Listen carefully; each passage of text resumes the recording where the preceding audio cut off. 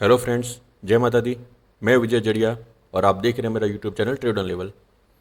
आज की वीडियो में हम देखेंगे कि किस तरह आप स्टॉक अल्गो ट्रेडिंग प्रोडक्ट के अंदर ORB स्ट्रेटेजी सेटिंग कर सकते हैं। ORB स्ट्रेटेजी ये एक ऐसी स्ट्रेटेजी है जो बहुत सारे ट्रेडर यूज़ करते हैं और अलग अलग ट्रेडर अलग अलग तरीके से इसको यूज़ करते हैं। ORB का मतलब है ओपन रेंज ब्रेकआउट। जब मार्केट ओपन होता है उसके बाद में जो फर्स्ट कुछ मिनट की रेंज होती है उसे कहते हैं ORB। और इस रेंज के लिए अलग अलग ट्रेडर अलग अलग टाइम फ्रेम को फॉलो करते हैं। कुछ ट्रेडर्स फर्स्ट 5 मिनट को फॉलो करते हैं, कुछ ट्रेडर फर्स्ट 15 मिनट को फॉलो करते हैं, कुछ trader first half an hour को फॉलो करते हैं और कुछ फर्स्ट 1 आवर को फॉलो करते हैं। सभी ट्रेडर्स की अपनी अलग अलग स्ट्रेटेजी है जिससे वो ORB स्ट्रेटेजी को फॉलो करते हैं। और कुछ स्ट्रेटेजीज यूट्यूब में बहुत ही फेमस है, जैसे कि 330 स्ट्रेटेजी, जिसके अंदर लोग फर्स्ट 30 मिनट का रेंज को देखते हैं और उसके बाद 3 मिनट की क्लोजिंग उसके ऊपर आती है या फिर उसके नीचे आती है, तो उस हिसाब से उसमें ट्रेड बनाते हैं। तो इन सभी स्ट्रेटेजी सेटिंग आप इस प्रोडक्ट के अंदर बहुत इजीली कर सकते हैं। और जिस समय आप ये प्रोडक्ट परचेस करेंगे उस समय मैं ORB की स्ट्रेटेजी इसके अंदर सेट करके दूंगा, जिसमें आप अपने हिसाब से चेंजेस करके उसको यूज़ कर सकेंगे। लेकिन इस वीडियो को पूरा इसलिए देखिए क्योंकि मैं आपको ये समझा रहा हूँ कि इस स्ट्रेटेजी के अंदर कौन से कॉलम के अंदर मैंने क्या फंक्शन सेट किया है और उसके अंदर आप किस तरह से चेंजेस करके अपने हिसाब से उसको मॉडिफाई कर सकते हैं।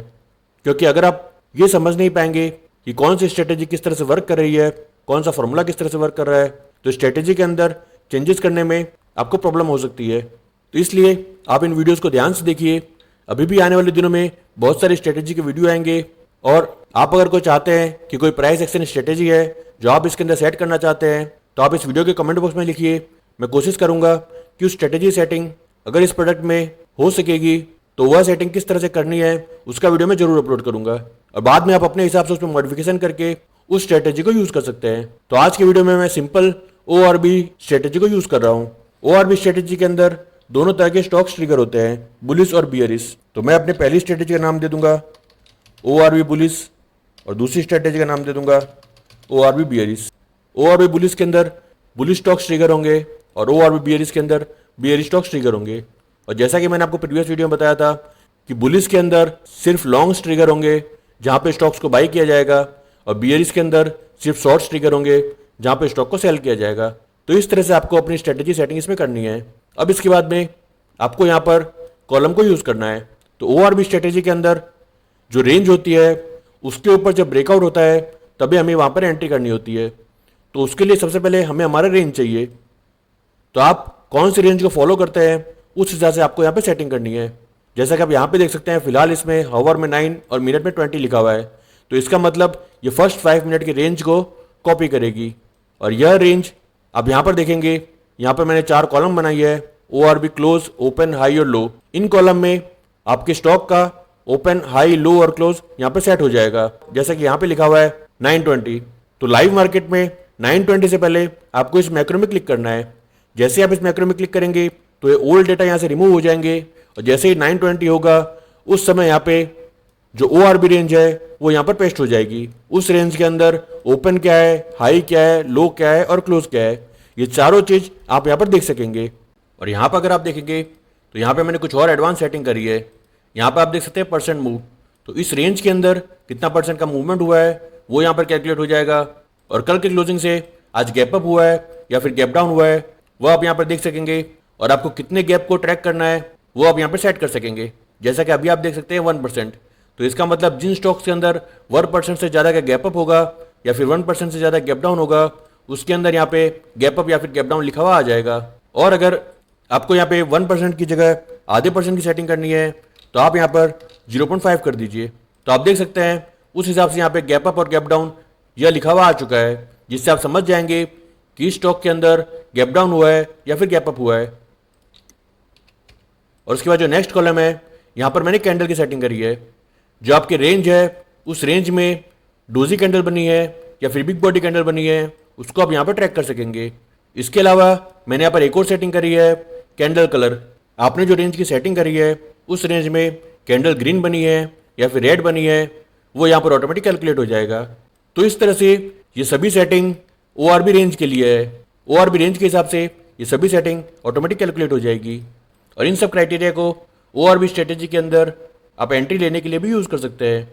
अब ओ आर बी बुलिस के अंदर हमें एंट्री करनी है हमारे रेंज के ऊपर। तो यहाँ पर अगर आप जाएंगे, यहाँ पर आप देख सकते हैं O R B high, O R B high की कॉलम है बी ए, तो हमारी एंट्री होगी बी ए कॉलम के ऊपर। तो एंट्री अबो के अंदर हम यहाँ पर कॉलम का नेम लिख देंगे बी ए। अब इसके बाद में एंट्री बिलो के अंदर हमें कुछ भी लिखने की जरूरत नहीं है, क्योंकि बुलिश स्टॉक्स में हमारी एंट्री हमेशा उस रेंज के ऊपर होगी।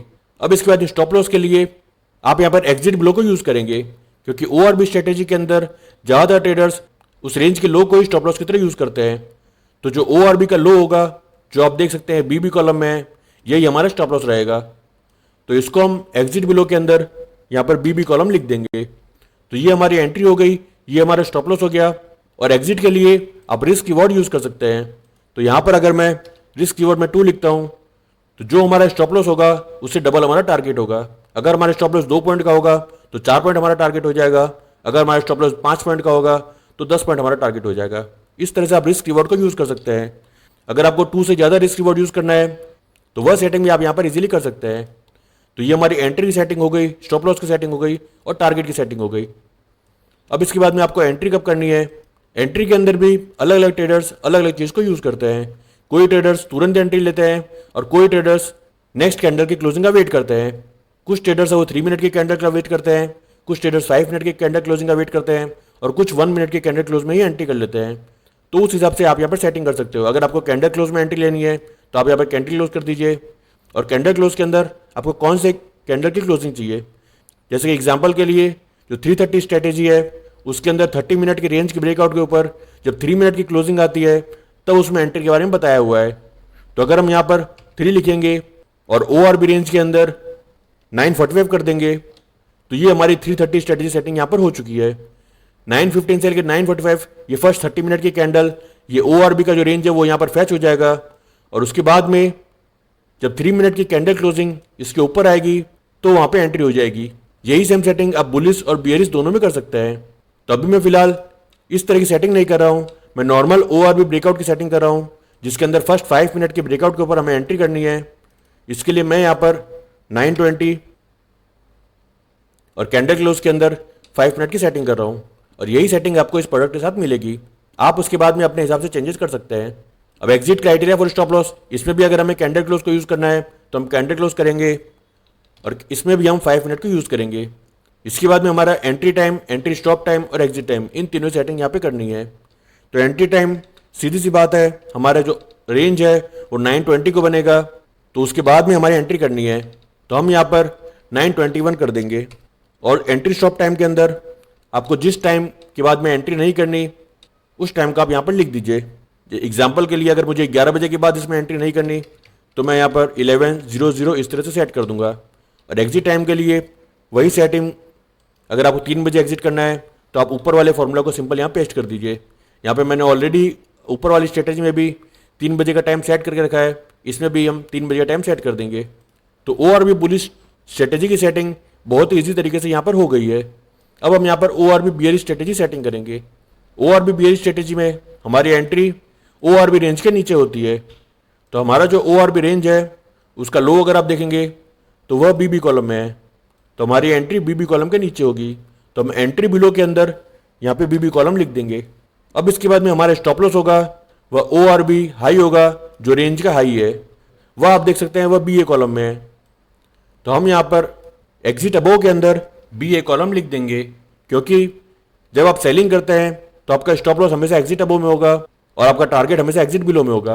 और टारगेट के लिए हम यहाँ पर रिस्क कीवर्ड को यूज़ करेंगे और मैं यहाँ पर 1:2 रिस्क कीवर्ड के हिसाब से यहाँ पे 2 लिख दूंगा। तो अगर मेरा स्टॉप लॉस 2 पॉइंट का होगा तो मेरा टारगेट यहाँ पे ऑटोमेटिक 4 पॉइंट का हो जाएगा। और बाकी सभी सेटिंग हम यहाँ ऊपर से कॉपी कर लेंगे। जो हमने यहाँ पे कैंडल क्लोज की सेटिंग करी है उसको कॉपी करके यहाँ नीचे पेस्ट कर देंगे। तो इस तरह से आप ऊपर वाली स्ट्रेटेजी सेटिंग को भी कॉपी करके नीचे पेस्ट कर सकते हैं। राइट क्लिक करके आप पेस्ट वैल्यूज करेंगे तो वह सभी सेटिंग नीचे पेस्ट हो जाएगी। अब आप यहाँ पर देख सकते हैं, यहाँ पर मैंने सेटिंग करके रखी है। स्ट्रेटेजी का नाम मैंने दिया है ओ आर बी स्ट्रेटेजी और इसके लिए मैंने कॉलम चूज किया है डी ए कॉलम। और यहाँ पर अगर आप आएंगे तो डी ए कॉलम के अंदर आप देख सकते हैं मैंने O R B strategy setting करी है। यहाँ पर मैंने सिंपल फॉर्मूला लगाया है। वो पहली कंडीशन यह चेक करेगा कि हमने ओ आर बी रेंज को फैच कर दिया है, और रेंज को फैच करने के बाद में वह ये चेक करेगा कि जो करंट मार्केट प्राइस है वो रेंज के ऊपर है तो वहाँ पे ओ आर बी बुलिश होगा, और अगर करंट मार्केट प्राइस रेंज के नीचे है तो वहाँ पे ओ आर बी बियरिश होगा। तो सिंपल तरीके से मैंने यहाँ पे सेटिंग करी है, जिससे जो stock O R B bullish strategy के अंदर आएंगे उसके सामने automatic O R B bullish लिखा हुआ आ जाएगा, और जो stocks O R B bearish strategy के अंदर आएंगे उसके सामने इस कॉलम के अंदर ओ आर बी बियरिश लिखा हुआ आ जाएगा। अब हमें कौन से स्टॉक के अंदर इस स्ट्रेटेजी को अप्लाई करना है उसका हमें नाम यहाँ पर लिखना है। जैसे कि आप यहाँ पे देख सकते हैं मैंने स्ट्रेटेजी का नाम लिखा है ओ आर बी स्ट्रेटेजी। तो इसको यहाँ से कॉपी करके हमें जिन भी स्टॉक्स के अंदर इसको अप्लाई करना है उस पीरियड को सेलेक्ट करके आप राइट क्लिक करके ओ आर बी स्ट्रेटेजी को पेस्ट कर लीजिए। तो जितने स्टॉक्स के अंदर मैंने O R B strategy setting करी है उसके अंदर लाइव मार्केट में O R B strategy automatic trigger हो जाएगी, और जो हमने यहाँ पे कंडीशन सेट करी है उस हिसाब से बाकी सब कंडीशन भी ऑटोमेटिक चेक होती रहेगी और उस हिसाब से उसमें एग्जिट भी हो जाएगा।